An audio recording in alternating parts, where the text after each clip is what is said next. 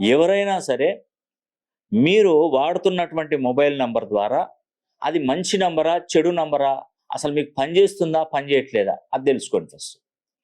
ముఖ్యంగా నేను 100లో చాలా మందికి 99% కూడా నేను చూశానండి. యూనివర్సల్ నంబర్ అనేది లేకుండా మొబైల్ నంబర్ యూజ్ చేసామనుకోండి చాలా వరకు నష్టాలు జరుగుతాయి.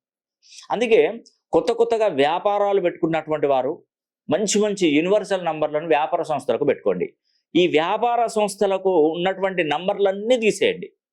మీ దగ్గరలో ఎయిర్టెల్ కానీ, జియో కానీ, వోడాఫోన్ ఏదో ఒక ఉన్నటువంటి కంపెనీ సిమ్ నంబర్లో నాకు పంపిస్తే ఆ సిమ్ నంబర్లో యూనివర్సల్ నంబరు, బిజినెస్కు సంబంధించిన యూనివర్సల్ నంబర్ అనేది నేను ఇస్తాను. అది మీరు రిజిస్ట్రేషన్ చేసుకోండి మీ వ్యాపార సంస్థకు. అప్పుడు చూడండి వ్యాపారం ఎంత బాగా అభివృద్ధిలోకి వస్తుందో.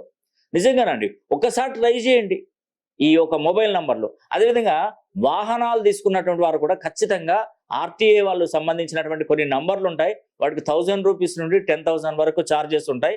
అలాంటి నంబర్లు నాకు పంపిస్తే ఏం చేస్తానంటే మీ డేట్ ఆఫ్ బర్త్కి, మీ బర్త్ నెంబర్, డెస్టినీ నెంబర్కి ఏ నంబర్ సూటబుల్ అవుతుంది అనేది నేను తప్పకుండా చెప్తాను. ఏది మీరు కార్లు తీసుకున్నా, 2 వీలర్లు కానీ, 4 వీలర్లు కానీ, పెద్ద పెద్ద వాహనాలు తీసుకున్నా, ఎందుకంటే మనం సేఫ్ సైడ్గా ఉండడానికి ఆ నంబర్ పనిచేస్తుందండి. ఎందుకంటే మనం నమ్మి ఆ బండిలో పోతాం. ఆ బండి దేనికైనా తగిలితే చాలా ప్రాబ్లమ్స్ ఏర్పడతాయి. కాబట్టి లక్కీ నెంబర్లో మనం ప్రయాణిస్తే మనకు అంతా